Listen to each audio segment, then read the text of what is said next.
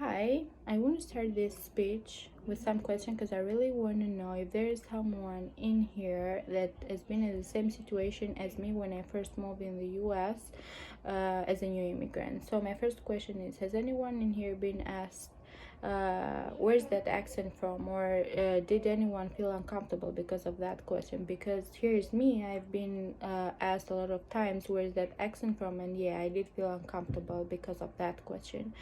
I moved in the US like 5 years ago, and when I try to remember the first year in here, it's very hard for me to remember something that is not related with all the difficulties that I did face because of my accent. And these difficulties made me think every single time that I did not belong to this country, and I had to try very, very hard to create a new, more Americanized version of myself. The opportunity to move in this country that is known as a country of opportunities and as a country of freedom, and also to make the American dream come true, was motivating enough for me to leave my country and to move here, and also to leave my country and my 24 years of life in there. All that I can say right now is that this speech is a realistic description of all the difficulties that I did face when I moved here because of my accent. The first challenge that came up was finding a job. A lot of bills were coming and I didn't need money. So to make some money, I needed to find a job. So I did spend a lot of time creating my CV, and I also spent hours and hours on job position applying. And when I say job position, I mean that I did apply on every kind of job position, even though I knew that for some of these job positions I was over qualified, because on my home country I do have a bachelor and master's degree on immigration law, and I did work for some time in there.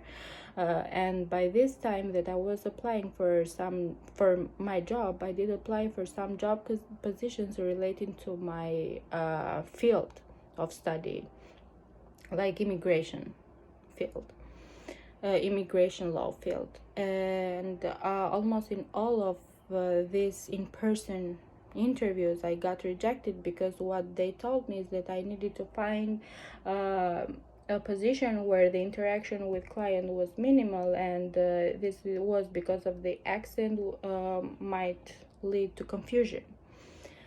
After this, I did apply to some colleges because I wanted to study something, and their answer were that I needed to wait some more time, because according to them, the English version used in the college was not the English version that we use every day.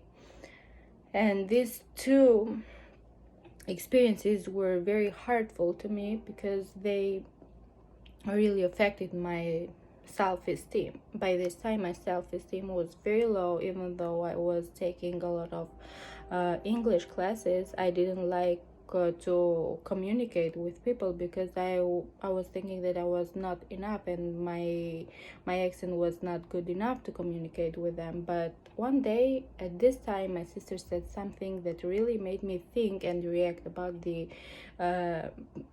position and the situation I was by that time.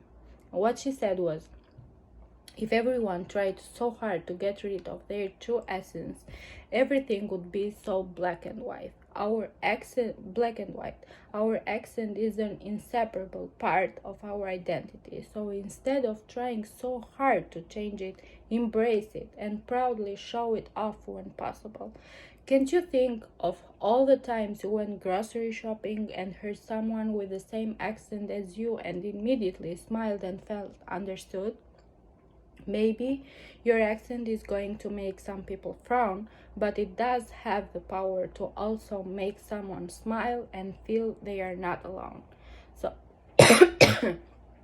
all that I can say right now is that this is my story of the difficulties because of the accent. But all that I can say is that now I did make it to the college, and I also have found a job that I love it, but I did not have to step on my identity to do that. I had to embrace who I am, and some in terms with being different, because at the end of the day, being different is not wrong. Being different is not a bad thing. It just means that somehow you stand out, and again, there is a story behind that. Thank you.